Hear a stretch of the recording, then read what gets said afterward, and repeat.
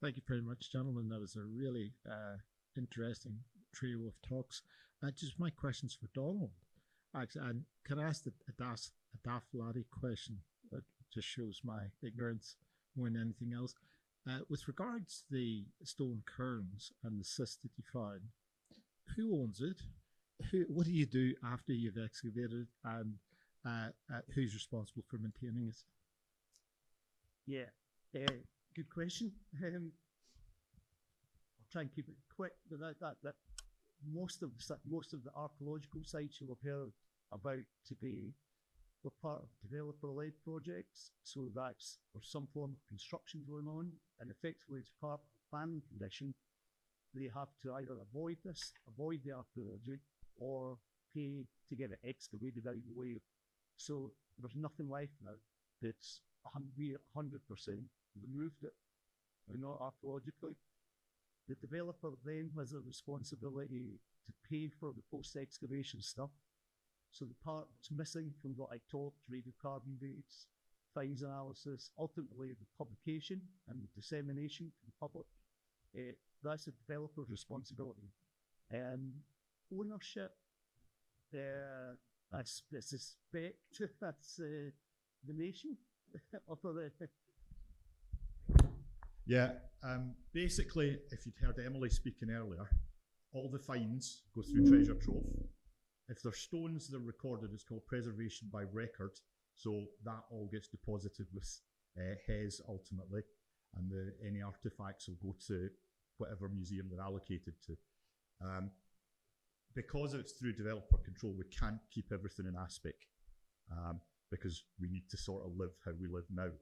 But it's all recorded and deposited with various national bodies or museums and things like that.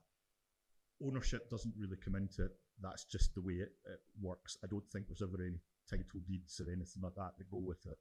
But that's essentially the system. But it all goes through Treasure Trove for fines, and it all goes to HES for the archives. And of course, it's recorded in council's HERs.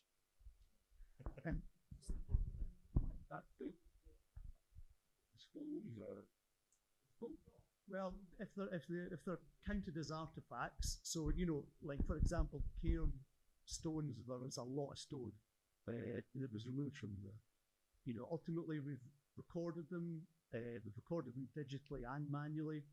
If there's no information to be gained from the stone, it is literally just a stone, so that's discarded.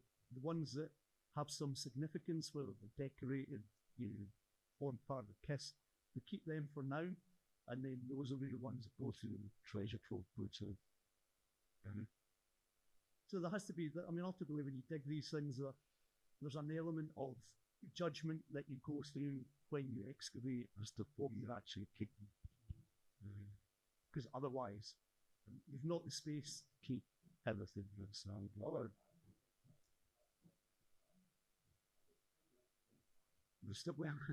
I've got a few in my go. Hi, the question for Ben about you showed the picture of that fantastic Elliott computer being installed. Is that still there? And if so, any chance of getting computer specialists to restore it and get it working? That would be lovely, wouldn't it? I don't think I would need to go back through the stores but I don't think the computer is still. I think that was removed. The early one was removed because it was outdated. So they've updated it before and when the ship was still operational. A lot of the technical material that was in the ship when it was decommissioned, if it was still useful for scientific work, they took it with them to the next vessel. So stuff like a lot of the computing material was removed. However, a lot of the navigational stuff, because it was 1950s technology, that's still with it. So you've still got a lot of things like the depth sounders. You've got a lot of early scientific equipment that essentially just went into a back store and was still on the ship when it was decommissioned. So there's a bit. There is a definite. They could do a really nice partnership with the Computing Museum in Cambridge. There's definitely sort of links to be made between other groups, and that's part of what this CMP was to demonstrate where those links could be made and give that information to the SSEPS to then go off and do it. But yeah, there's a lot of really interesting equipment.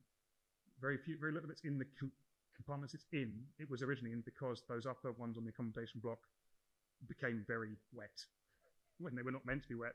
So the other stuff tends to be in the lower compartment covered with bin bags at the moment, or in their store in Customs House in Leith. But there's a lot of really interesting mid-20th century scientific and computing equipment around within it. You can go first. Hi, Dave. Davey, that's great. I'm forced to wonder in a truncated site like that whether they're cairns at all, or whether you're just looking at the top of a massive boulder fill to a pit. And what that made me think about was Dryburn Bridge, where I seem to remember big pits there with massive stone fills in them, with burials of dimension. It's interesting. Yeah, I think that's a good point. I think particularly with the smaller one of the two, I think what led us down the route that there was two things going on here was the slightly bigger one, was the stone material extended way past the state of the cut for the pit. And it's a kind of stratigraphy thing that there's no evidence at all of a cut beyond that narrow pit beneath that big cairn and the spread of stones over the dragon. So yeah, it's, I don't know, there's I don't know if it came across, but there's lots of ifs and buts. And I mean, I didn't touch on it, but I don't have any idea at the moment why there's KISS there with no covering on at all, right next to two cairns with pits underneath it. It just seems like a really distinct variation in possible burial methods in a burial. A question for Ben, if I may. Ben, that was fascinating. Any idea yet of project cost? That's a very kind offer.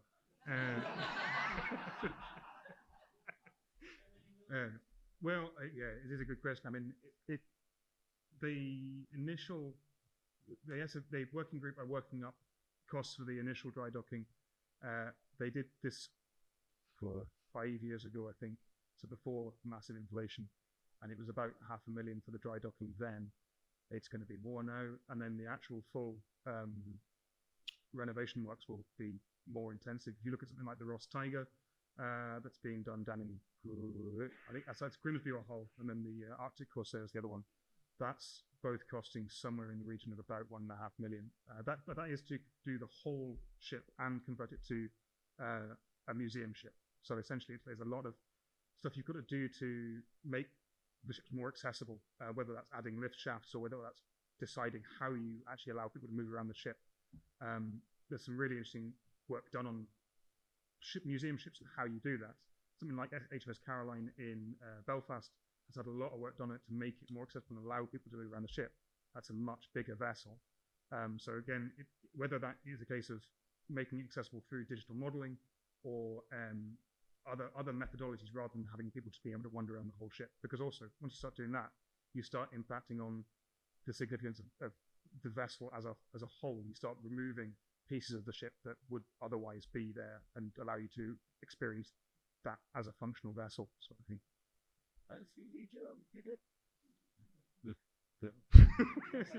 My salary doesn't cover that.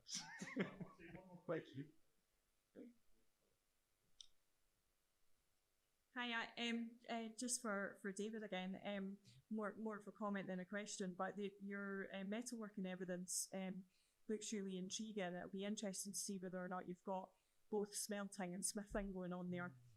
I was just picking up a point that you made about how waterlogged that area was.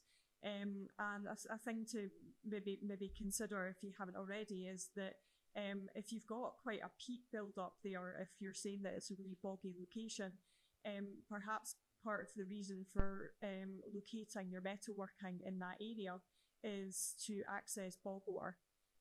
Because a lot of the scientific analysis that we've done of Iron Age, early medieval, and even going into the medieval period on ironworking evidence in Scotland is suggested that they're primarily exploiting bog water.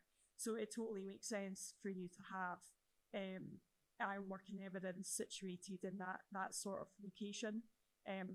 Just worth considering that. Yeah, no, it's a really good point. And it is, yeah, we didn't come across any direct evidence. We excavated a lot of the peat away with machine. I've seen kind of bits of bog ore before, and there wasn't any obvious sign of it. But you know, that's not to say that it wasn't exploited as it is. That may come out with your post-its. Yeah, absolutely.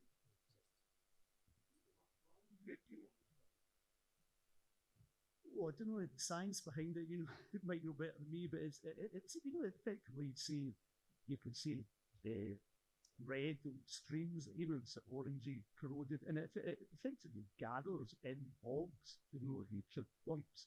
I believe that's a really crass way of kind of describing it, but I believe that's a thing. I don't know the technical waveforms. There's some kind of gathering in high should.